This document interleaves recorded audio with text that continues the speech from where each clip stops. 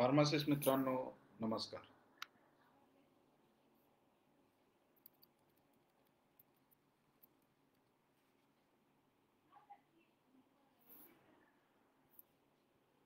नमस्कार मित्रांनो.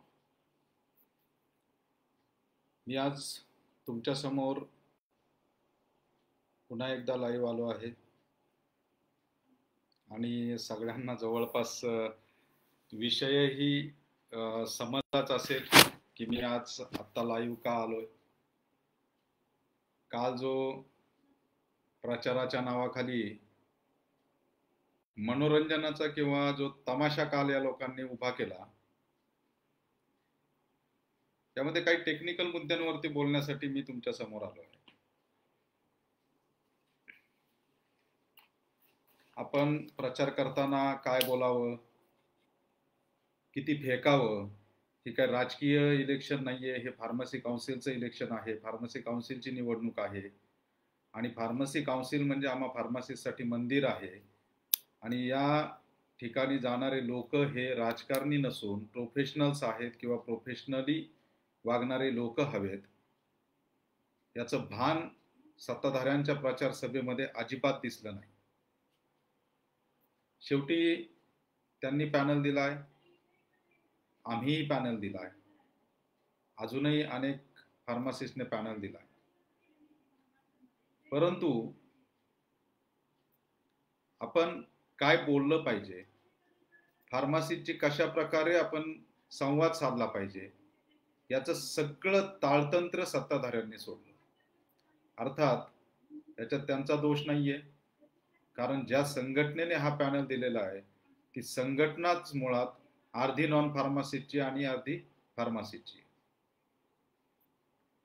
आता आपण सुरुवात करताना मुख्य म्हणजे माझा काही गोष्टी ज्या आहेत, खोटं बोल पण रेटून बोल, अशा पद्धतीने ही सभा झाली. म्हणजे अगदी माझी म्हणण्यापेक्षा विद्यमान अध्यक्षांनी ज्या पद्धतीने मुद्दे मांडले, ज्या तळमळीने मुद्दे मांडले, खरोखर ती गोष्ट कौतुकास्पद आहे. म्हणजे त्यांचं वक्तृत्व कौशल्य, त्यांचं वक्तृत्व गुण हे तर संपूर्ण महाराष्ट्राला माहिती आहे, सगळ्या फार्मासिस्टला माहिती आहे. चांगला माणूस आहे, सुंदर बोलतो, म्हणजे मनाला भावेल असं तो बोलतो. परंतु ज्या पद्धतीने काल त्यांनी कदाचित समोर पुण्यामध्ये आमच्या फार्मासिस्टने सन्मान देत सगळे जण तिथे जमा केले होते, मॉब दिसल्यामुळे असेल म्हणा, उत्साहामध्ये असेल म्हणा, त्या पद्धतीने ते बोलत होते आणि जे मुद्दे मांडत होते त्यामध्ये फेकाफेकी जास्त होते असं मला वाटतंय. म्हणजे अर्थात आता त्यांच्या दृष्टीने ते मुद्दे योग्य असतील, पण माझ्या दृष्टीने ते पूर्णपणे दिशाभूल करणारे मुद्दे होते. एकेका मुद्द्याचा जर आपण उहापोह केला तर सगळ्यात महत्वाचा मुद्दा असा आहे की त्यांच्या म्हणण्याप्रमाणे फार्मसी काउन्सिल हे प्रिन्सेस स्ट्रीटवरून मुलुंडला आलं. मुलुंडला सुरेश पाटील अध्यक्ष होते, त्यावेळेला तिथे जागा भाड्याने घेतली गव्हर्नमेंटकडून आणि त्यानंतर फार्मसी काउन्सिलची आम्ही सुवर्ण युग आणलं असं दुसरे नेते जे बडबड करत होते ते म्हणत होते. सुवर्ण युग आणलं म्हणे आम्ही, सुवर्ण युग त्यांचा खूप आवडता शब्द आहे, सुवर्ण युग. संघटनेलाही सुवर्ण युग आणलं, रिटेलरलाही सुवर्ण युग आणलं, फार्मासिस्टलाही सुवर्ण युग आणलं. हे सोन्यात लोळत असावे त्यामुळे तसं म्हणा, जाऊ दे, त्याच्यात काय आपल्याला इंटरेस्ट नाही. मुलुंडला जागा घेतली अतिशय अभिमानाने अध्यक्ष साहेबांनी सांगितलं, आम्हालाही त्या गोष्टीचा अभिमान आहे. परंतु कोणत्याही संस्थेचा प्रोटोकॉल किंवा कोणत्याही संस्थेच्या कुठल्याही बाबी ठरवताना सगळ्यात महत्वाची गोष्ट जी असते ती म्हणजे धोरण. आपल्या संस्थेचं धोरण काय असलं पाहिजे, आपल्या संस्थेचं धोरण कसं असलं पाहिजे, हे तिथल्या पदाधिकाऱ्यांनी ठरवणं खूप महत्वाचं आहे.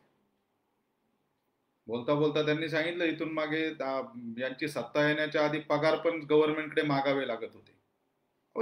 शासनाने संस्था स्थापन करून दिलेली आहे, शासकीय कायद्यानुसार शासनाची स्वायत्त संस्था म्हणून जर स्थापन झालेली आहे तर ती सरकारची जबाबदारी आहे ना पगार देण्याची. तुम्ही काय नवीन असे उपकार केलेत का? बरं, तुम्ही तुमच्या घरातून पैसे दिलेत का त्या पगारासाठी? आमच्या फार्मासिस्टने जे रजिस्ट्रेशनचे पैसे दिले त्यातून तुम्ही त्यांना पगार देता, त्यातून तुम्ही सगळे हे खर्च करता, हे पहिलं डोक्यामध्ये घालून घ्या.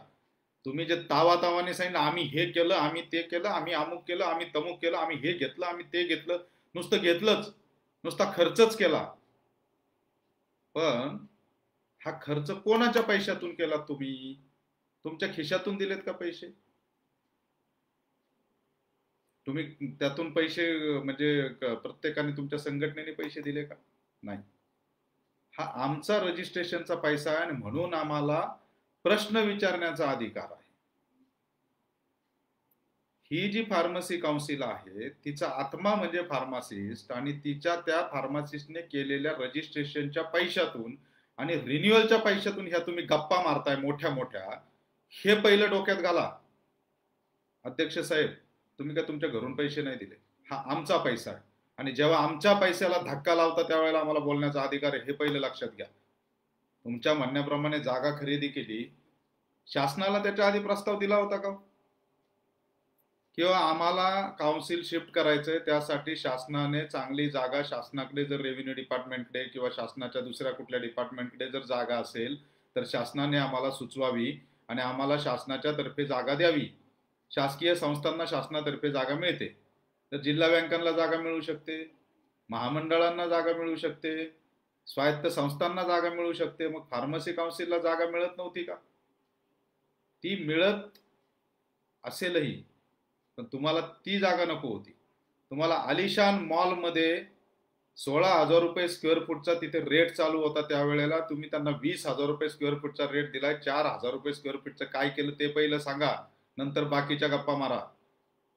अहो, ती जागा घेतली, तुम्ही खरेदी केली. खरेदी खत हे कधीही रजिस्ट्रार जो अधिकारी असतो त्याच्या नावाने असतं. एसटी महामंडळाच्या एसट्या खरेदी केल्या जातात, सचिवाच्या नावाने खरेदी केल्या जातात, जो पदसिद्ध असतो, म्हणजे जो शासन नियुक्त असतो त्याच्या. तुम्ही त्या खरेदी खात्यामध्ये सुद्धा अध्यक्ष म्हणून तुमचं नाव टाकलंय, जसं काय तुम्ही आजारामार अध्यक्ष राहणार आहात. त्या मुद्द्यावरती कायदेशीर पद्धतीने आम्ही लढणारच आहोत, त्याच्यात वाद नाही. पण तुम्ही ज्या वेळेला ही जागा खरेदी करता त्यावेळेला प्रायोरिटीज काय? सेल्फी काढणं फार्मासिस्टने भूषणाने तुम्ही सांगता की तिथे गेलेला फार्मासिस्ट सेल्फी काढल्याशिवाय जात नाही. अरे फार्मासिस्ट काय इतके अडाणी आहेत का? फार्मासिस्ट मॉलमध्ये कधी जात नाही का? फार्मासिस्ट जगात कुठंच जात नाही का? अभिमान आम्हालाही आहे त्या जागेचा, आमच्याच पैशातून खरेदी केलेली आहे. पण सेल्फी काढणं ही प्रायोरिटी होती का आमची? आम्हाला सेल्फी काढण्यासाठी तुम्ही ते ऑफिस घेतलं का? साहेब काय बोलतो आपण याचं तरी भान ठेवा. सेल्फी काढण्यासाठी म्हणजे 14 करोडची सेल्फी काढण्यासाठी आम्ही ऑफिस घ्यायचं, ते म्हणजे घेतलं ते फार्मासिस्टसाठी. प्रायोरिटी काय? आज इंडस्ट्री मधल्या फार्मासिस्टला ट्रेनिंग नाहीये. जो फार्मासिस्ट इंडस्ट्रीमध्ये जातो विद्यार्थी आमचा, त्याला ट्रेनिंग नाहीये. तुमचे ते दुसरे नेते तावातावाने बोलून 20,000 फार्मासिस्टला आम्ही ट्रेनिंग दिलं. अहो, हे बोलताना लाज वाटली पाहिजे त्या माणसाला. आणि अध्यक्ष साहेब, आपणही याचा बारकाईने विचार केला पाहिजे. या मुद्द्यांकडे लक्ष द्या, टेक्निकल मुद्दे आहेत. हिम्मत असेल तर याचं उत्तर पुढच्या सभेमध्ये देऊन टाका तुम्ही. एवढ्या वर्षांमध्ये 1997 सालापासून आजपर्यंत तुमच्या संघटनेची तिथे सत्ता आहे आणि तुम्ही सांगता की आतापर्यंत आम्ही 20,000 पेशंट काउन्सिलिंगचे 20,000 फार्मासिस्टला पेशंट काउन्सिलिंग केलं. फार्मासिस्टची संख्या किती आहे आज? 2,80,000 तर नुसते मतदार आहेत आणि 35,000 ऍडिशनल फार्मासिस्ट आहेत. मागच्या वर्षीपर्यंतचा जरी हिशोब काढला तर 1,87,000 फार्मासिस्ट रजिस्टर्ड होते, त्याच्यातल्या फक्त 20,000 फार्मासिस्टला तुम्ही ट्रेनिंग दिलं.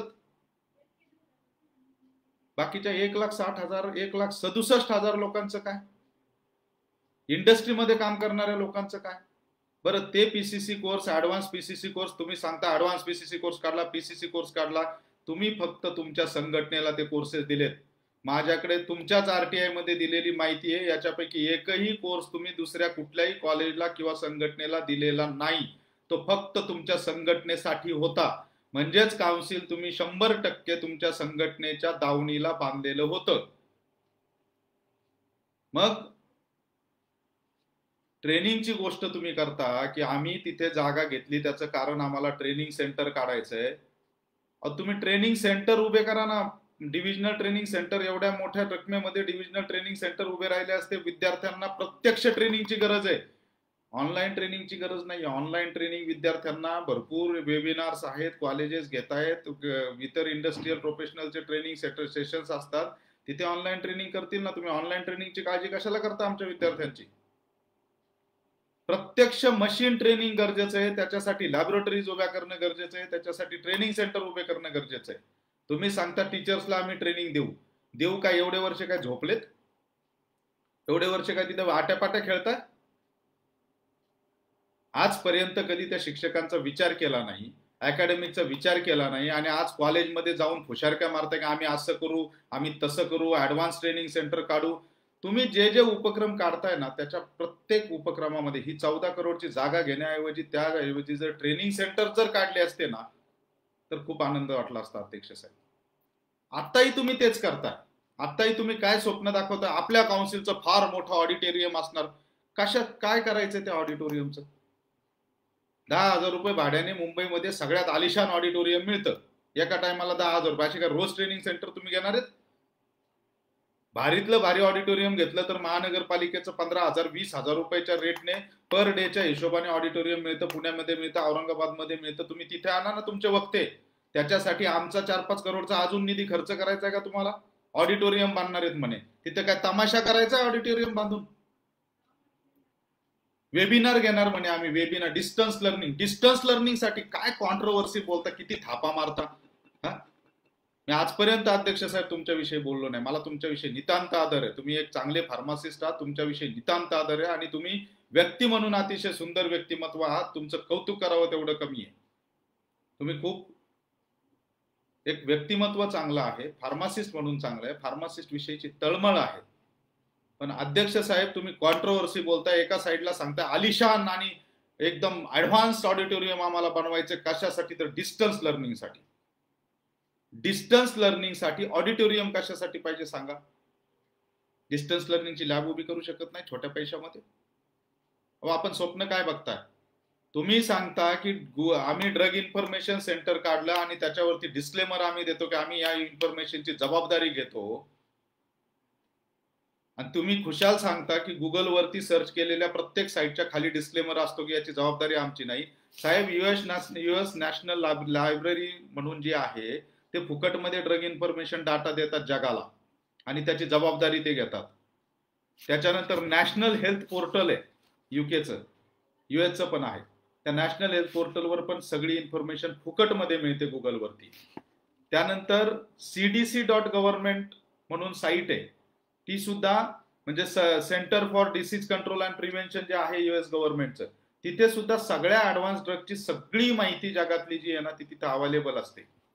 त्याचबरोबर तुमचं स्टेटमेंट कॉन्ट्रोवर्सी तुम्हाला सांगतो.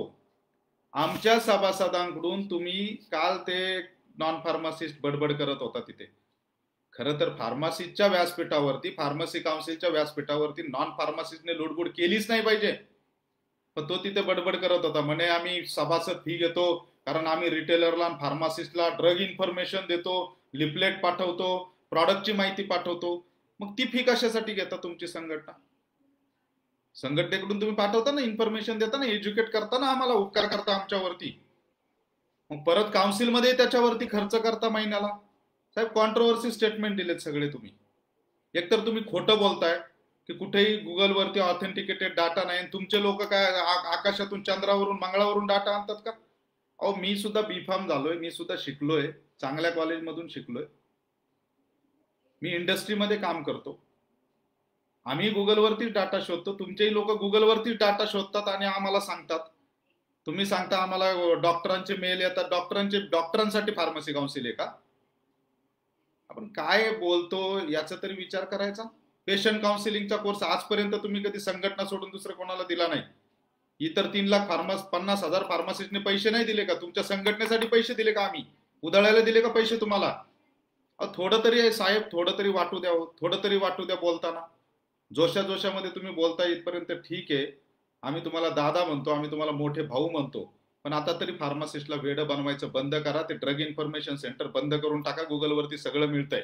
आता त्याच सेंटरला तुम्ही 24/7 म्हणजेच तुमचा प्लॅन काय आमच्या लक्षात आला. तुम्हाला आत्ता जेवढा खर्च करायचा त्याच्या तिप्पट खर्च तुम्हाला करायचा आहे, म्हणून तुम्ही त्याला 24/7 बनवणार आहेत. ऑडिटोरियम तुम्हाला पाहिजे आलिशान मध्ये, तिथे तुमच्या मीटिंग घेता आल्या पाहिजेत, म्हणून तुम्हाला ऑडिटोरियम पाहिजे, बाकी काही नाहीये. सांगता कोविडमध्ये 16 प्रोग्राम घेतले, काय उपकार केले का फार्मसी काउन्सिलने? महाराष्ट्र शासनाने पण घेतले कार्यक्रम, अनेक डॉक्टरांनी पण कार्यक्रम घेतले, पुण्यामध्ये गव्हर्नमेंटने कार्यक्रम घेतले, झेडपीने कार्यक्रम घेतले, जिल्हा परिषदेने घेतले, आरोग्य विभागाने घेतले, साध्या साध्या पीएससीने सुद्धा वेबिनार घेतले. सगळ्यांचं ते कर्तव्य होतं. तुम्ही भाषणाचा मुद्दा आहे का हा? कोविडमध्ये आम्ही कार्यक्रम घेतला, जगासमोर आलेलं ते संकट होतं आणि फार्मासिस्ट म्हणून आपल्या सगळ्यांची ती जबाबदारी होती. आम्ही 24/7 सकाळी 6ला घरातून बाहेर पडून रात्री 12 वाजेपर्यंत आम्ही फार्मसिस्ट सुद्धा सेवा देत होतो. तुम्ही काय उपकार केले आमच्यावरती? वेबिनार्स घेतले वगैरे सांगता जनतेसाठी? हा काय प्रचाराचा मुद्दा आहे?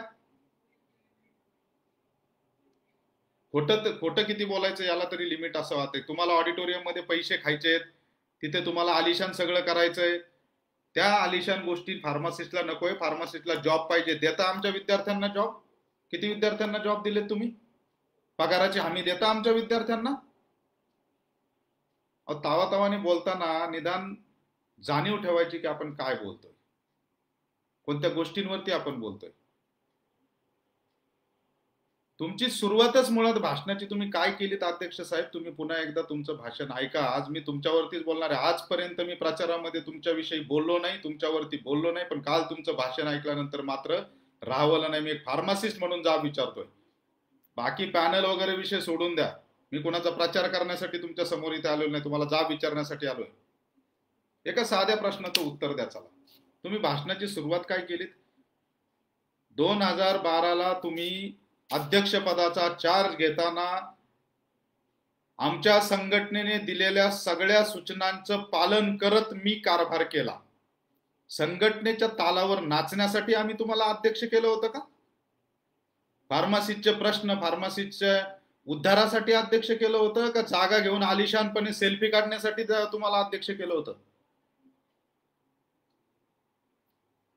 थोडं तुम्ही काय बोललात? संघटनेच्या सूचनांनुसार आम्ही काम करू. तुमच्या प्रत्येक वाक्यागणित फक्त तुमच्या नेत्याचा उल्लेख होता. तुम्ही तुमच्या नेत्याला तुम्ही काय काय केलं ते सांगत होतात. अध्यक्ष साहेब, आम्हा फार्मासिस्टला जर सांगितलं असतं ना, तुम्हाला आम्ही फार्मासिस्टचे नेते म्हणून तिथे निवडून दिलं होतं. मी दिलं होतं निवडून. मी एक फार्मासिस्ट आहे, मी सुद्धा तुमच्यासाठी मतदान गोळा केलं होतं. याचे प्रूफ माझ्याकडे आहेत. तुमच्यासाठी भीक मागितली होती मतांची आम्ही 2012ला, आणि म्हणून बोलण्याचा अधिकार आहे. आणि तुम्ही सांगताय की संघटनेच्या सूचनांनुसार आम्ही कारभार केला. मग संघटनेचं काउन्सिल आहे की फार्मसीचं काउन्सिल आहे ते एकदा डिक्लेअर करून टाका. तुमचे मोठे मोठे नेते 97 पासून आमची तिथे सत्ता आहे, आमच्या ताब्यात काउन्सिल आहे. मग काय फक्त 80,000 तुमच्या सभासदांसाठी, त्यातले आता रिटेल केमिस्ट असोसिएशनला 25-30 हजार सभासद जॉईन झाले. म्हणजे तुमच्या 60-70 हजार फार्मासिस्ट जे काही तुमचे सभासद आहेत त्याच्यातले निम्मे अर्धे तर नॉन फार्मासिस्ट आहे. त्यांना तुम्ही पीसीसी कोर्सला बसवलेले, त्याचेही प्रूफ आहेत. यांच्यासाठी तुम्ही सभागृह केलं, यांच्यासाठी तुम्ही सगळं करताय. मग आमच्या बाकीच्या फार्मासिस्टचं काय? अध्यक्ष साहेब, तुम्ही जे बोललात खूप तावातावाने बोललात, खूप द्वेषाने बोललात, जोशाने बोललात. तुमचे मुद्दे सगळे तुम्ही पटवून देण्याचा प्रयत्न केला की परत मला सत्ता द्या, मी असं करेल, मी तसं करेल, मी हे करेल. पण पैसे खर्च करणं सोडून इतर काही अभिनव योजना, तुम्ही बिगर पैशाची एखादी योजना आणली का सांगा बरं. म्हणजेच तुमचा डोळा फक्त तिथल्या पैशावरती. आमच्या तो परत मी सांगतोय, तो आमचा पैसा आहे. तुम्ही हे सांगू नका आम्ही ते हे केलं ना, आम्ही ते केलं, ते आमच्याच पैशातून केले. तुम्ही गाड्या फिरवल्यात ना, त्याही आमच्याच पैशातून फिरवल्यात अध्यक्ष साहेब. माझा परत तोच मुद्दा आहे. विद्यार्थ्यांना जॉब नाहीत, गव्हर्नमेंटचे फार्मासिस्ट आहेत, त्यांना कुठल्याही प्रकारची शाश्वती नाही. त्यांचे पे स्केल काय आहेत बघा जरा, त्यांच्या ड्युट्या काय आहेत बघा जरा. अकॅडमिक मधल्या फार्मासिस्टकडे तुमचं 0 लक्ष आहे. आज तुम्ही अकॅडमिकला सांगताय आम्ही असं करू, आम्ही तसं करू, तुमच्यासाठी आम्ही 24 तास ड्रग सेंटर. रात्रीचं 1 वाजता कुणी अकॅडमिकचा विद्यार्थी तुम्हाला फोन करणार आहे का 24 तास ड्रग इन्फॉर्मेशन सेंटर उभे करायला? आता अकॅडमिकला स्वप्न दाखवताय तुम्ही. इथून मागे अकॅडमिकचा एक तरी माणूस तुम्ही तिथे ठेवला होता का? दाखवा मला एक कुठला माणूस होता अकॅडमिकचा तुमच्या कमिटीमध्ये. साहेब तुम्ही बोलता बोलता गाजर दाखवून गेलात की पुण्यातून आम्ही कॉप मधून अजून एक मेंबर घेऊत. पहिली गोष्ट तुमची सत्ता येणारच नाहीये, त्याच्यामुळे कॉप मधून घेण्याचा वगैरे विषयच नाही, ते तुमच्या हातात नाही, ते राज्य शासनाच्या हातामध्ये. पण साहेब ज्यांना तुम्ही गाजर दाखवलंच नाही त्यांची नावं सुद्धा तुम्हाला माहित नाहीत राव. चांगल्या उमद्या पद्धतीने काम करणारे जे 3 जणांचे तुम्ही नावं घेतले, अतिशय तरुण तडफदार सगळे ते फार्मासिस्ट आहेत, ते तुमच्या संघटनेच्या प्रचारासाठी आणि तुमच्या प्रचारासाठी फिरतायत, रात्रीचा दिवस करतायत. 20 कॉलेजेसला तुमच्याच म्हणण्याप्रमाणे ते तुमच्या सोबत आले आणि त्यांचं नाव तुम्हाला माहित नाही. म्हणजे तुम्हाला फक्त तुमचं नेतृत्व माहितीये, तुम्हाला फक्त तुमच्यापर्यंत तुमच्या भोवतीचं तुमचं वलय माहितीये, तुम्हाला तुमच्यासाठी झटणारा कोणताही फार्मासिस्ट माहित नाही. हा आमच्या पुण्याच्या फार्मासिस्टचा अपमान आम्ही समजू नये. अध्यक्ष साहेब, तुमच्या भाषणाचा सगळा सारांश मी या ठिकाणी बोललो. आता फार्मासिस्ट ठरवतील की तुम्ही खरं बोललात, तुम्ही खोटं बोललात, की तुम्ही काय बोललात. तुम्ही फक्त तुमच्या नेत्यांचं कौतुक आणि तुमचं स्वतःचं कौतुक तिथे करून घेतलं, पण आमच्या फार्मसीचा मात्र 14-15 कोटीचा खर्च जो आहे तो तुम्ही केलात. आणि आता परत अजून ऑडिटोरियम भानगडी. एक काम करा, केमिस्ट काउन्सिल नाव देऊन टाका आणि आमच्या फार्मसीचं रजिस्ट्रेशन सगळ्यांचे कॅन्सल करून टाका. आता तीच वेळ आलेली आहे आणि घेऊन टाका तुमच्या ताब्यामध्ये सगळं फुकटमध्ये. तीच वेळ आता आलेली. आता मी तुमच्या पुढच्या वाक्यांवरती येतो. नॉन फार्मासिस्ट वरती मी बोलणार नाही, कारण त्यांची ती लायकी नाहीये माझ्या समोर उभी राहायची, कारण ते शेवटी नॉन फार्मासिस्ट आहेत. पहिली गोष्ट प्राचाराचा तर त्यांना अधिकारच नाहीये, फार्मासिस्ट विषयी बोलण्याचाही अधिकार नाहीये, कारण फार्मासिस्टच्या जवळपास सुद्धा त्यांचा संबंध नाहीये. त्यामुळे नॉन फार्मासिस्ट या विषयावरती बोलणार नाही. त्यांची ती जी काही ती लायकी आहे ती माझ्या दृष्टीने जी मी पहिल्यापासून बोलतो ती आहेच. त्यामुळे नॉन फार्मासिस्टने याच्यामध्ये लुडबुड करूच नये आणि त्या वक्तव्याला कोणत्याच गोष्टीला मी किंमत देत नाही. त्यांचं काम फक्त पाय धुणे, पाणी पिणे एवढंच काम असतं. बाकी नॉन फार्मासिस्टची किंमत माझ्यासाठी शून्य आहे. त्यामुळे त्या वक्त्यावर मी बोलणार नाही. पुढचे वक्ते तुमचे खूप मोठे नेते पश्चिम महाराष्ट्राचे छत्रपती शिवरायांचा सरळ सरळ अपमान करतायत. अहो, ज्या माणसाने आजपर्यंत त्या शेअरच्या पैशाचं त्यांनी त्यांच्या तोंडाने सांगितलं की 2-2, 4-4 हजार रुपये तुम्ही दिले, संघटनेने तुमच्यासाठी काय केलं ते बघा, ते सोडून द्या पैसे. अहो, तुम्ही सोडून द्यायला सांगताय आमचे कष्टाचे शेअरचे पैसे. साहेब, आमच्या केमिस्ट काय जन्मजात सोन्याचा चमचा घेऊन तुमच्यासारखा मोठा कुणीतरी जागीरदार नव्हता. केमिस्टने इकडून तिकडून पैसा जमा करून तुम्हाला दिला. त्याला वाटलं होतं की बिझनेस वाढेल. आज जर मी 20 लाखाचं 25 लाखाचं दुकान जर टाकलं तर त्याचा टर्नओव्हर 10 वर्षामध्ये 6-7 कोटीपर्यंत जातो. साधारणतः एक ॲव्हरेज काउंटर 5 लाखाचं आपण महिन्याचं धरलं तरी. पण तुमच्या कंपनीला 54 कोटी रुपये दिले. तुमच्या कंपनीचा टर्नओव्हर अजून तुम्ही सांगितलं नाही, डिव्हिडंड कुणाला दिला नाही, काही नाही. आणि साहेब, असे पैसे आमचे सगळे खाल्ले. तुमच्या दारूच्या पार्ट्या चालतात अगदी वरपासून खालपर्यंत, सगळ्यांना माहिती, सगळ्या महाराष्ट्राला माहिती. आणि अशा लोकांची तुलना तुमचे पदाधिकारी छत्रपती शिवरायांबरोबर करतात. मला छत्रपती शिवरायांच्या नावाने कोणत्याही प्रकारचं राजकारण या ठिकाणी आणायचं नाहीये, पण छत्रपती शिवराय म्हणजे महाराष्ट्राचं दैवत, माझंही दैवत. तुमचं आहे की नाही तुम्हाला माहिती. तुम्ही तर मराठा म्हणून प्रचार करता बऱ्याच ठिकाणी, आपण मराठा आहेत, आपण मराठा आहेत. मग मराठा आहेत तर तुम्ही जा विचारायला पाहिजे होता तुमच्या त्या कोल्हापूरच्या नेत्याला, कारण ज्या भूमीतून तो आला त्या ती भूमी छत्रपतींच्या पदस्पर्शाने आणि छत्रपतींची कर्मभूमी होती ती. तिथून आलेल्या माणसाने तरी कुणाही आयऱ्या गायऱ्याचं नाव हे छत्रपतींबरोबर जोडायचं आणि छत्रपतींच्या कामाची उपमा त्याच्या कामाला द्यायची, त्याच्यापेक्षा निर्लज्जपणाचं दुसरं कुठलं आहे. मी या गोष्टीचा जाहीर निषेध करतो आणि मागणी करतो की MSCDAच्या त्या पदाधिकाऱ्यांनी जाहीर माफी मागावी की आपण कोणाची तुलना कोणाबरोबर करतोय. महाराजांचा अपमान कधी सहन केला जाणार नाही. अहो, त्या माणसाच्या भाषणामध्ये सगळे अतिप्रसंग शब्दाचा अर्थ कळतो का? एफडीएच्या लोकांच्या माध्यमातून अतिप्रसंग त्या महिलेवरती ओढवला. काय हो एफडीएच्या अधिकाऱ्यांनी काय असं, मला अधिकाऱ्यांना तिथे त्यावेळेला जे अधिकारी होते त्यांना मला विचारायचंय, काय बाबा अतिप्रसंग शब्दाचा अर्थ काय, आपण काय बोलतो याचं तरी भान ठेवायला पाहिजे. समोर प्रेक्षक बसलेला आहे, तो प्रेक्षक हा ऐकतोय म्हणून तुम्ही काहीही बोलायचं. आणि पुढे जाऊन आमच्या फार्मासिस्टला बैलाची उपमा देतात, रिटेलरला आणि होलसेलरला. ते खरंही म्हणजे तुम्ही ती उपमा दिलीत ना, ते तुम्ही करताय.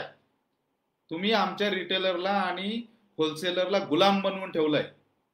चाकाची उपमा नव्हती देता येत का, बैलगाडीच्या चाकाची, की 2 चाकं आहेत, रिटेलर आणि होलसेलर हे आमच्या बैलगाडीचे 2 चाकं आहेत, आणि त्या बैलगाडीला आमचा नेता कंट्रोल करतोय किंवा ती बैलगाडी आमचा नेता सक्षमपणे चालवतोय, असं म्हणू शकत नव्हते का?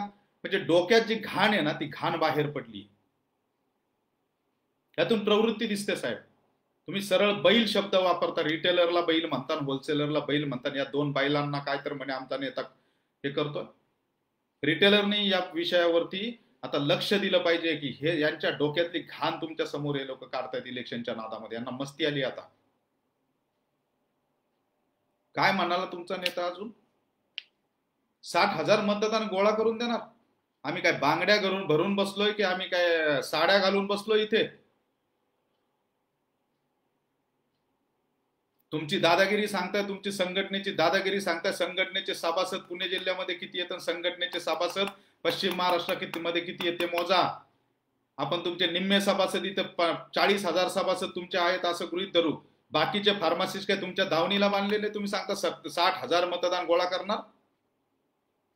जाहीर सभेमध्ये सांगता कसं गोळा करणार? चोऱ्या करणार, दादागिरी करणार आमच्यावरती. बेकायदेशीर पद्धतीने मतदानाला हात तर लावून दाखवा तुम्ही. पुढच्या आठवड्यामध्ये आम्ही गृहमंत्र्यांची, पोलीस महासंचालकांची, कोल्हापूर विभागाच्या पोलीस महासंचालकांची, पुण्याच्या एसपींची सगळ्यांची भेट घेऊन, कलेक्टरची भेट घेऊन, पालकमंत्र्यांची भेट घेऊन आम्ही जाहीर प्रेस कॉन्फरन्स घेणार आहेत की यांचे मनसुबे इलेक्शन मध्ये गडबड करण्याचे आहेत. आणि म्हणून फार्मासिस्टने सावध राहावं. जर कोणी बॅलेट जमा करताना जबरदस्तीने जर बॅलेट या आणि बंद केलेलं बॅलेट तर फार्मासिस्टने अजिबात त्यांच्या हातामध्ये देऊ. ज्या बॅलेटवर तुम्ही मतदान केलेलं असेल ते बॅलेट सुद्धा हे गोळा करायला येतील, यांच्या हातात देऊ नका. हे फाडून फेकून देतील, तुमचं मतदान बाद होईल. कारण यांना एनकेन प्रकारे यांना सत्तेमध्ये यायचंय. यांचं टार्गेटच ते की उरलेला सगळा पैसा संपवायचा यांना, तिथला ऐशाराम करायचे त्यांना. तर तुम्ही फार्मासिस्टने सुद्धा लक्षात घ्या की यांचा मनसुबा त्यांच्याच नेत्याने काल सभेमध्ये, दोन्ही नेत्यांनी, त्या नॉन फार्मासिस्ट बद्दल मला बोलायचंच नाही, त्यांनी सांगितलं 30,000 तू पुण्यातून गोळाच कर रे बाबा. फक्त तुझे 57 जे ईसी मेंबर आहेत ना त्यांना पण मी सांगतो स्पष्ट भाषेमध्ये, 25 मे पासून ते 17 जून पर्यंत हा सचिन भालेकर डोळ्यात तेल घालून पुणे विभागामध्ये फिरणार आहे. आमच्याकडे टीम आहे, योग्य वेळी बरोबर बाहेर काढू. फक्त बातमी कळू द्यात कुठून किंवा अमक्या ठिकाणी बेकायदेशीर पद्धतीने यांनी जबरदस्ती करून कुठल्या रिटेलर कडून किंवा कुठल्या फार्मासिस्ट कडून बॅलेट जमा करण्याचा प्रयत्न केला. फक्त बातमी कळू द्यात. नाही त्या ईसी मेंबरला आयुष्यभर सडवला ना तर तिथून पुढे ही धमकी समजा. कारण आमच्या हक्काची लढाई आम्ही लढतोय फार्मासिस्ट, आणि याचा निर्णय फार्मासिस्टला घेऊ द्या. तुम्ही जर बॅलेट चोरण्याचा किंवा बॅलेट कलेक्शन करण्याचा चुकूनही जर बेकायदेशीर पद्धतीने प्रयत्न केला तर तिथे परिणाम भोगावे लागतील. मग वेळ प्रसंगी कायदा हातात घ्यावा लागला तरी चालेल. आणि हेच आम्ही गृहमंत्र्यांना सांगणार आहे की जर ही परिस्थिती येऊ द्यायची नसेल तर तुमच्या पोलीस डिपार्टमेंटला सगळ्यांना तुम्ही इन्स्ट्रक्शन देऊन ठेवा की अशा प्रकारे जर तक्रारी आल्या तर तातडीने त्या व्यक्तीवरती गुन्हा दाखल केला पाहिजे. या संदर्भातली प्रेस कॉन्फरन्स सुद्धा आम्ही 1 मेच्या आसपास प्रेस कॉन्फरन्स घेतोय. त्या प्रेस कॉन्फरन्स मध्ये सुद्धा हे आवाहन सरकारला सुद्धा करतोय. अमित देशमुख जे आहेत काउन्सिलच्या जे डिपार्टमेंट आहे मेडिकल एज्युकेशन त्याचे जे मंत्री आहेत त्यांनाही भेटतोय, त्यानंतर गृहमंत्र्यांना भेटतोय, पोलीस महासंचालकांना भेटतोय. सगळ्यांना निवेदन देऊन आम्ही ही मागणी करतोय. कारण आरोकडून आम्हाला अपेक्षा नाहीत. आरोना आम्ही 50 मेल केले, त्यांना काही घेणं देणं नाही कशाची. निवडणूक आयोगाकडे सुद्धा आम्ही तक्रार या संदर्भातली दाखल केली की कुठल्याही प्रकारची आचारसंहिता नसणारी ही भारतीय लोकशाहीनुसार होणारी पहिली इलेक्शन आहे. हे आरोनी सुद्धा लक्षात घ्यावं की त्यांनी अजूनही नियमावली आचारसंहिता बनवलेली नाहीये. मनाला वाटेल तसे हे लोक बोलतायत, मनाला वाटेल तसे हे लोक दादागिरी करतायत. काल यांच्या प्रचारामध्ये काउन्सिलची वेबसाईट दाखवली गेली. अधिकार आहे यांना? काउन्सिलच्या मालमत्तेचा काउन्सिलची वेबसाईट कोणत्या अधिकाराने तुम्ही काउन्सिलची वेबसाईट दाखवली? ऑनलाईन रजिस्ट्रेशनचं पोर्टल चालू केलं म्हणून अध्यक्षांनी सांगितलं. काल अध्यक्ष साहेब मी विसरलो होतो तो मुद्दा.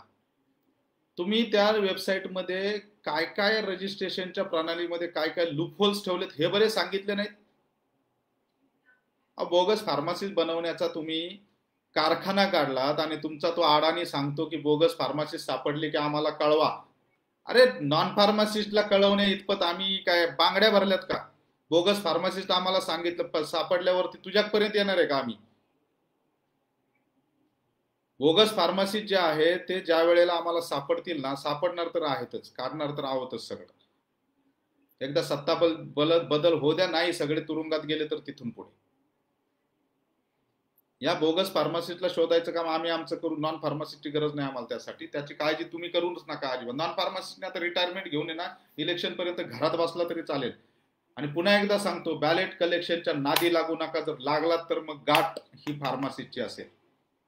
तुमचा तो तिकडून येणारा नेता खानदेशातून म्हणतो की पुण्यातला घरातून बाहेर येतो इलेक्शनच्या वेळेला. आजपर्यंत तुम्ही इलेक्शनच होऊ दिलं नाही. मागच्या वेळेला तुमच्या या अध्यक्षाला आहे ना आम्हीच 5,000 बॅलेट दिलेले आहेत. आम्हीच 5,000 मतदान घडवून आणलेलं आहे. आम्हीच 5,000 फार्मासिस्टला जागृत करून त्यांना कॉलेजच्या माध्यमातून याच्यातून मतदान करून दिलेलं आहे. तुम्ही काय सांगता बाहेर पडला? तुमचा पहिला तिथं घर सांभाळा, मग बाकीचे उद्योग करा. आधी तोंडावरती आवर ठेवा आणि मग पुण्यामध्ये या. पुण्यामध्ये आमची काय ताकद आहे ना ती योग्य वेळी शेवटच्या टप्प्यामध्ये आम्ही दाखवून देऊ. ती ताकदही कळेल या वेळेला आणि या वेळेला सगळ्या गोष्टी तुम्हाला कळतील. ते आव्हान तर करूच नका. तिसरा वक्ता जो आला त्यांनी सगळेच तारे तोडले, त्यांनी लिमिटच सोडलं. आदरणीय झगडे सर जे आमच्यासाठी एक आदर्श आहेत आणि फार्मासिस्टला महाराष्ट्रामध्ये एक स्थान मिळवून दिलं. साहेबांनी दाखवून दिलं की फार्मासिस्ट नावाचा प्रकारही असतो समाजामध्ये आणि ह्या फार्मासिस्ट दुकानामध्ये कंपल्सरी असला पाहिजे. हा कायदा सक्ती केली आणि ही कायदा सक्ती केल्यानंतर संघटनेच्या नॉन फार्मासिस्टला त्रास व्हायला लागला या गोष्टीचा. कारण यांचे अजूनही दुकानं इलिगल चालतात, नॉन फार्मासिस्ट दुकानं चालवतात आणि त्यांना त्रास व्हायला लागला. म्हणून झगडे साहेब यांना नको होते आणि झगडे साहेबांना यांनी राजकीय बळी ठरवलं. आणि आज झगडे साहेब पदावरती नसताना ती व्यक्ती रिटायर झालेली आहे. या इलेक्शनचा त्यांचा काडी मात्रही संबंध नाही. ते एक आदर्श म्हणून आमच्या सगळ्या फार्मासिस्टच्या आहेत. आणि अशा वेळेला हा माणूस वल्गना करतो जाहीर सभेमध्ये. अरे झगडे साहेब IAS माणूस आहे, अतिशय बुद्धिवंत आणि अतिशय बुद्धिमान माणूस आहे. त्या माणसाच्या चपले शेजारी तरी उभी राहायची लायकी आहे का तुमची? तुम्ही झगडे साहेबांना आवरलं म्हणता. तुमचा पसारा आवरला झगडे साहेबांनी. आज ते पळायला लागतंय ना तुम्हाला. फार्मासिस्ट जागृत झाला, जागा झाला, तो पसारा तुमचा सगळा आवरला. तो झगडे साहेबांमुळे आवरला गेला, एवढं लक्षात ठेवा. आणि आता आम्ही फार्मासिस्ट तुमचं सगळं चंबोगा बाळगुंडाळून तुम्हाला घरी पाठवणार आहे एवढं मात्र नक्की. आता बडबड करून घ्या काय घ्यायची ती. कॉग्निजेबल आणि नॉन कॉग्निजेबलची व्याख्या हा माणूस सांगतो. बरोबर आहे ना? मी स्वतः LLB केलेले, त्यामुळे कॉग्निजेबल ऑफेन्स आणि नॉन कॉग्निजेबल ऑफेन्स कदाचित मला माहिती असू शकतं, एखाद्या पोलीस अधिकाऱ्याला माहिती असू शकतं. याला का माहितीये का? रेल्वेमध्ये कोणता कॉग्निझन्स घेतला होता? रेल्वेमध्ये जे मॅटर घडलं होतं त्यावेळेला तुमचा कॉग्निझन्स कुणी घेतला होता सगळ्या महाराष्ट्राला माहिती आहे. त्यामुळे ती अक्कल आम्हाला तुम्ही शिकवू नका. म्हातारपणात काय उद्योग करताना ते पहिले बघा आणि मग आम्हाला कॉग्निजेबल. आमचा कॉग्निझन्स तुम्हाला घ्यावा लागला, इथेच आमचा विजय झाला. तुम्हाला सभेत बोलावं लागलं माझ्याबद्दल, इथेच आमचा विजय झाला. त्यामुळे कॉग्निजेबल नॉन कॉग्निजेबल असले शब्द वापरू नका. कारण ऑलरेडी एक नॉन कॉग्निजेबल ऑफेन्स तुमच्यावरती रजिस्टर्ड आहे पुण्यामध्ये. लवकरच येईल बोर्डावरती तो. त्यावेळेला बघूयात आपण कॉग्निजेबलची आणि नॉन कॉग्निजेबलची डेफिनेशन काय. तुर्तास तो मुद्दा मी बाजूला ठेवतो, कारण तो बोर्डावरती आल्यावरती मी परत लाईव्ह घेऊन त्याच्याविषयी बोलणारच आहे. तावाने जे मुद्दे मांडताय, कॅपिटल बर्निंग, अमुक तमुक, हे ते, तुमच्या होलसेलरला सांगा ना 10% डिस्काउंट द्यायला. तोंडाने कबूल करताय की तुमचे होलसेलर हे ऑनलाईनला माल देतात हे तुम्ही जाहीर भाषणामध्ये कबूल करता. आमच्या रिटेलरच्या मुंडक्यावर पाय देणारे तुमचे होलसेलर, त्यांना तुम्हाला आवरता येत नाही. डॉक्टर सप्लायच्या विषयी तुम्ही बोलत नाहीत. डॉक्टर सप्लायने आमचा रिटेलर उद्ध्वस्त झाला त्या विषयात तुम्ही कधीही बोलत नाहीत. तिथे तुमचं तोंड शिवलं जातं, इथे मात्र तावातावाने तुम्ही बोलता. ह्या ज्या सगळ्या गोष्टी तुमच्या आहेत ना, हे सगळं बेगडीपणा आणि हे सगळं नाटक आणि नौटंकी आता बंद करा. तुमचे ते भाषण आणि हे मॉबच तुमचा किती, तुमचे डीसी मेंबर सोडून आलं का कोणी फार्मासिस्ट? जबरदस्तीने आणून बसवता लोकांना. आपण काय बोलतो, आपण कोणत्या व्यासपीठावरती बोलतो, कसं बोलतो, याचं भान ठेवायला पाहिजे ना. ताळतंत्र सोडल्यासारखे सगळे वक्ते बोलत होते. आणि मग शेवटी आले आमचे महामहिम अध्यक्ष साहेब, परत तीच कॅशेट. गॅट डंकेन 179 देशांचा गॅट करार रद्द झाला पाहिजे. अहो, आम्हाला इथे महाराष्ट्रामध्ये 2014ला, 2018ला, 2019ला बंद पुकारला तुम्ही. त्या बंद पूर्ण सक्सेस करता आला नाही. पुणे आणि पश्चिम महाराष्ट्र सोडलं तर राज्यातले सगळे दुकानं उघडे होते. त्या बंदच्या नावाखाली तुम्ही दादागिरी करून आमदारच्या पत्रामध्ये पाडून घेता आणि तुम्ही गॅट करार रद्द करायला निघाले. जे अशक्य आहे ते केमिस्टला कशाला सांगताय, फार्मासिस्टला कशाला सांगताय? जे शक्य आहे त्या गोष्टी बोला ना तुम्ही. डॉक्टर सप्लाय बंद करण्याची गोष्ट बोला, जास्तीचा डिस्काउंट देण्याची गोष्ट बोला. शेअरच्या पैशांचा विषय केमिस्ट काढतो तो तुम्हाला झोपतो, तुम्ही सरळ सांगता की हा सोडून द्या पैसा. आणि काय सभासदांची गरज नाही म्हणता आम्हाला. आता भागलंय ना सगळं सगळं, घरात सगळं काही सुख सुविधा आलेल्या आहेत. आता असं वय झालंय की आता माणसांचे नावं विसरायला लागलेत. त्यामुळे आता गरज नाहीये तुम्हाला सभासदांची. तसंही तुमचे आता पुण्याचं जर उदाहरण घेतलं तर पुण्यामध्ये 30% नवीन मेडिकल जे ते सभासद नाहीयेत तुमचे. तुम्हाला आज पुण्यातला तुमच्या काउन्सिलच्या अध्यक्षांना प्रचार करताना पुण्यामधला 35,000 फार्मासिस्ट आणि बाहेरून येणारा 15,000 फार्मासिस्ट आठवतो. हा बाहेरून येणारा 15,000 pharmacist wellness pharmacy, MedPlus pharmacy, hospital pharmacy या ठिकाणी काम करतो. वेलनेस वाल्याला तुमच्या संघटनेने 12-15 वर्षापूर्वी माल देण्यासाठी नकार दिला होता आणि तुम्ही त्यांना बॅन केलं होतं. ही गोष्ट तुम्ही विसरलात. म्हणजे जसे काही सगळे फार्मासिस्ट म्हणजे आमची जहागीरदारी आहे अशा पद्धतीने तुम्ही बोलायला लागलेत आता, की सगळे फार्मासिस्ट तुम्हाला सपोर्ट करणार. ते फार्मासिस्टला निर्णय घेऊ द्यात. आम्ही हुशार आहेत, आम्ही शिकलेले आहोत. तुम्हीच म्हणता की नवीन पोरं हुशार आहेत. हो, आम्ही नवीन पोरं फार हुशार आहेत, काळजी करू नका. आम्ही बरोबर टांगापलटी करणार म्हणजे करणार. त्यामुळे काळजी करू नका अध्यक्ष साहेब. तुम्हाला सभासदांची गरज नसेल, पण आम्हाला आमच्या फार्मासिस्टची गरज आहे. आज फार्मासिस्ट अपग्रेड झाला पाहिजे, फार्मासिस्ट बदलला पाहिजे, रिटेलरने असं केलं पाहिजे, रिटेलरने तसं केलं पाहिजे. ह्या वल्गना तुम्ही मारता आणि तुमचा तो नॉन फार्मासिस्ट जाहीर स्टेजवरती सांगतो की 269 कारवाया एफडीएने केल्यात त्या रद्द करा. मी आता आरटीआय मध्ये एफडीएकडे माहिती मागवली. 269 मध्ये नॉन फार्मासिस्ट म्हणजे फार्मासिस्ट हजर नसणारे दुकानं किती, त्या कारवाया किती, आणि त्याला स्टे मिळू नये म्हणून मी मंत्र्यांकडे अपील करणार आहे. त्यांचे दुकानं कायमचे टर्मिनेट करून टाका. 269 कारवाया करताना एफडीएचे अधिकारी काय मूर्ख आहेत का? ते क्लास 2 अधिकारी आहेत, त्यांची एमपीएससी मधून निवड होती, ते अभ्यास करून आलेले अधिकारी आहेत. याच्यासारखे अडाणी नाहीये दुकानात उभं राहून शिकलेले. हा सांगतो की त्यांनी चुकीच्या कारवाया केल्या ना आता तुमचं सरकार आहे, तुम्ही स्टे घेऊन द्या. सरकार असलं म्हणून तुम्ही काही करणार?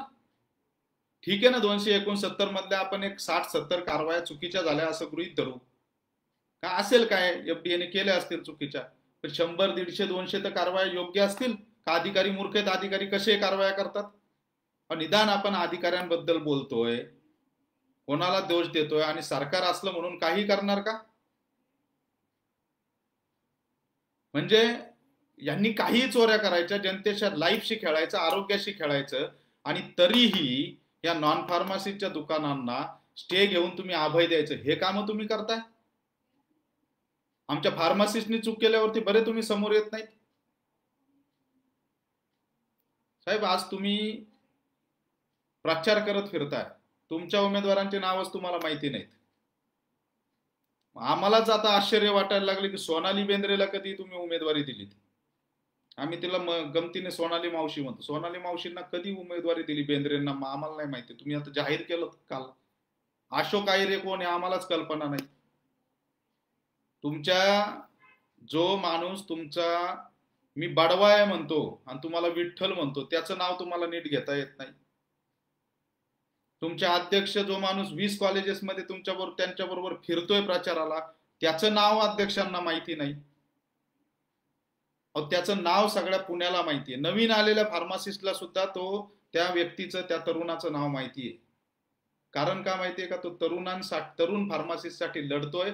एक अतिशय सुंदर उपक्रम त्याने पुण्यामध्ये उभा केला. तो सगळ्यांना माहितीये. तो एक फार्मसीचा आदर्श आहे.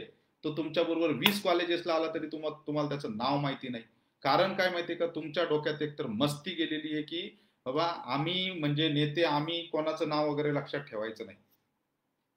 आम्ही आदराने आणि अतिशय सन्मानाने म्हणतो नेहमी, माननीय विनयभाई श्रॉफ, फार्मसीचे टायगर ज्यांना म्हणतो आम्ही, ह्या माणसाची एक ख्याती आहे.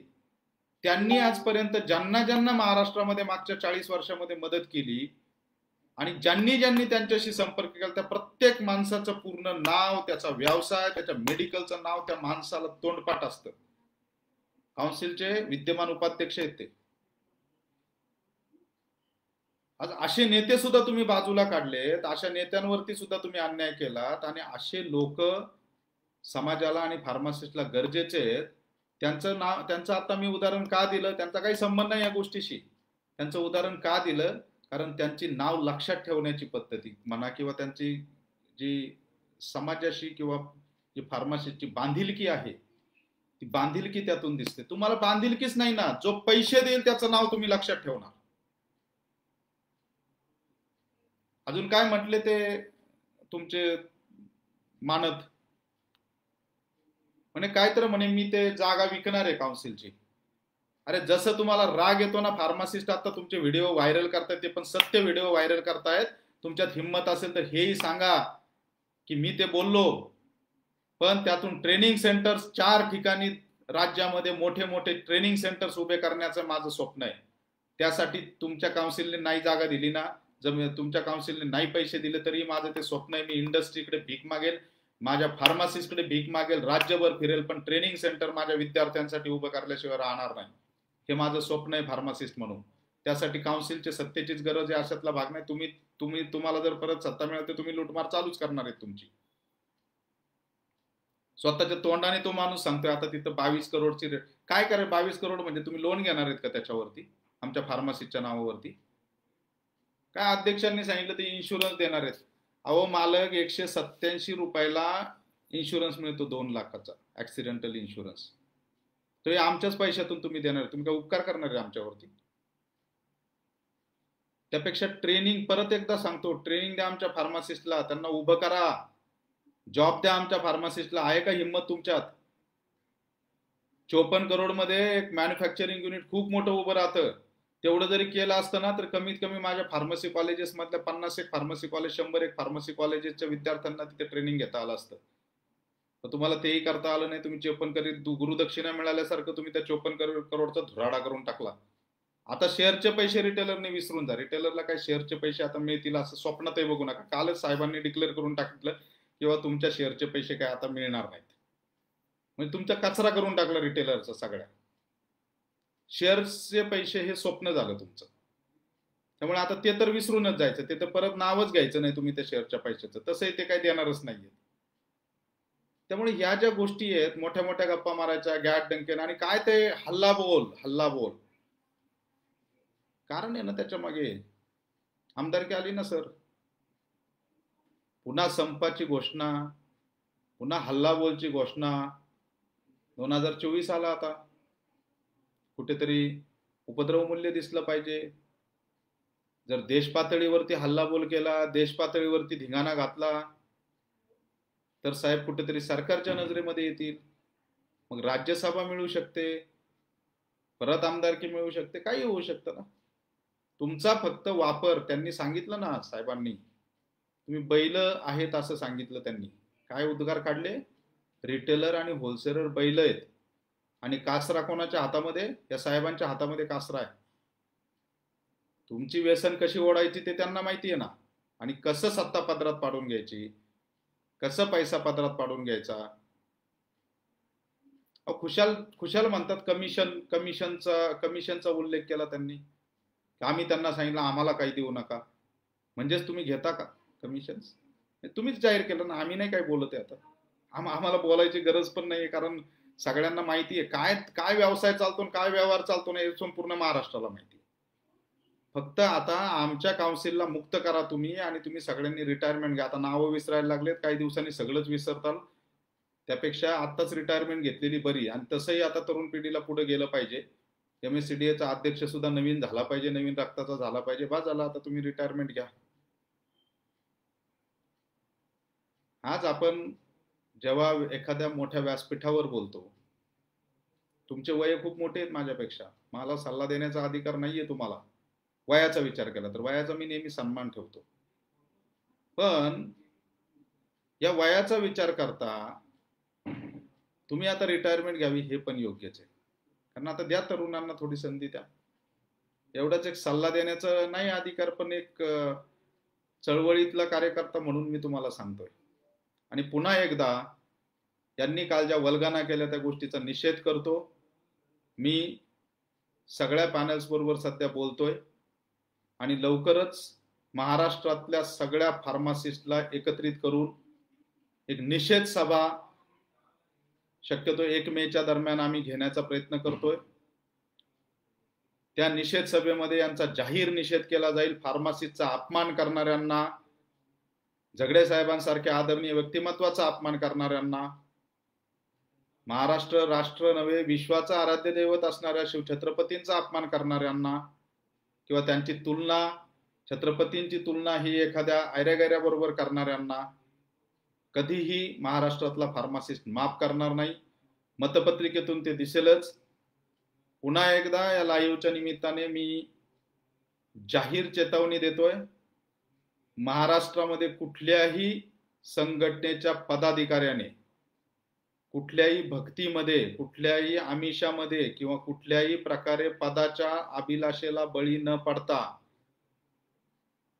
कुठल्याही प्रकारे गैरमार्गाने जर कुठल्याही पदाच्या अभिलाषेला बळी पडून कुठल्याही प्रकारे गैरमार्गाने जर मतपत्रिका बळकावण्याचा प्रयत्न केला, गोळा करण्याचा प्रयत्न केला, तर त्याला फार्मासिस्ट तिथेच त्याची जागा दाखवून देईल. या वेळेला आमच्या भावनांशी खेळ करू नका. काउन्सिल बळकावण्याचे स्वप्न सोडून द्या. फार्मासिस्टला प्रचार करा, अवश्य प्रचार करा, थापा मारून करा, पण प्रचार करा. फार्मासिस्ट पर्यंत पोचा. तुम्ही किती चांगले आहेत ते समजून सांगा. पण गैरप्रकारे जर स्वप्न बघत असाल, दादागिरी करण्याचे प्रयत्न करत असाल, तर मात्र तिथल्या तिथे त्याला जागा दाखवली जाईल. आधी कायदेशीर मार्गाने, आणि कायदेशीर नाही मार्गाने नाही झालं तर आम्हीही त्याच मातीतले आहोत. अध्यक्ष साहेब, कोल्हापूरचे नेते, इकडचे तिकडचे, आम्ही याला हे केलं त्याला ते केलं असले वल्गना करणारे, एक गोष्ट लक्षात ठेवा, आम्ही आता लहान पोरं राहिलेले नाहीयेत. आम्ही महाराष्ट्रातलेच आहोत, आम्ही त्याच मातीतले आहोत. आमच्यातही तोच स्वाभिमान आहे, आमच्यातही तोच कणखरपणा आहे, आणि आम्ही फार्मासिस्ट म्हणजे बांगड्या भरलेल्या नाहीत, एवढीच गोष्ट लक्षात ठेवा. तुम्हाला तुमची जागा नक्की दाखवून देऊ. फार्मासिस्टला एक आव्हान आहे, यांनी यांचे मनसुबे जाहीर केलेत. कोणत्याही प्रकारे सील केलेले बॅलेट यांच्या हातामध्ये देऊ नका, पोरे तर अजिबात देऊ नका. आपण स्वाभिमानी फार्मासिस्ट आहोत. 40 रुपये आपल्याकडे असतातच. रजिस्टर पोस्टाने हे सगळे बॅलेट जे आहेत ते काउन्सिलला पाठवा.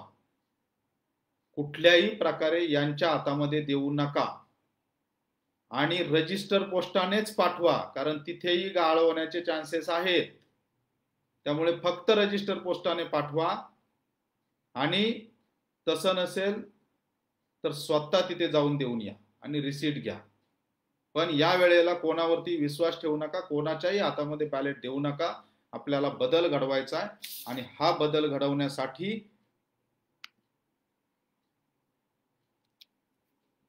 घडवण्यासाठी महाराष्ट्रातल्या फार्मासिस्टने सज्ज व्हावं. महाराष्ट्रातल्या फार्मासिस्टने हा बदल निश्चितपणे घडवावा, हीच मी फार्मासिस्टला विनंती करेल. आणि ही निवडणूक चांगल्या पद्धतीने पार पडावी. ईश्वर या वायफट तोंडाच्या नेत्यांना चांगली बुद्धी देवो. आणि यांना छत्रपतींचा अपमान केला म्हणून यांनी महाराष्ट्राची माफी तर मागणं गरजेचं आहे, पण यांनी माफी, कारण हे निगरगठ्ठ आहेत. कालच मला एक अतिशय सिनियर माणूस बोलताना बोलला, मी म्हटलं गेंड्याची कातडी झाली, या लोकांना कशाचाच फरक पडत नाही. तो म्हटलं साहेब गेंड्याचा अपमान कशाला करताय, त्याच्यापेक्षा भयानक आहे ते तुम्हाला माहित नाही. हे त्यांच्यातलाच एक माणूस बोलला, त्यांच्यातलाच. त्यामुळे आता यांच्याकडून जास्त अपेक्षा आपल्याला नाहीये. तर आपण बघूयात, निषेध सभा होईल, त्या निषेध सभेनंतर निवेदनं दिले जातील. पूर्ण महाराष्ट्रातून फार्मासिस्ट पेटून उठेल. जगडे साहेबांची यांना माफी मागावी लागेल, शिवछत्रपतींचीही यांना माफी मागावी लागेल, महाराष्ट्राची यांना माफी मागावी लागेल. आणि फार्मासिस्टला बैल म्हणणाऱ्याने तर प्रथमतः फार्मासिस्टची माफी मागितली पाहिजे. एवढं बोलतो आणि थांबतो. जय हिंद, जय महाराष्ट्र, जय फार्मासिस्ट.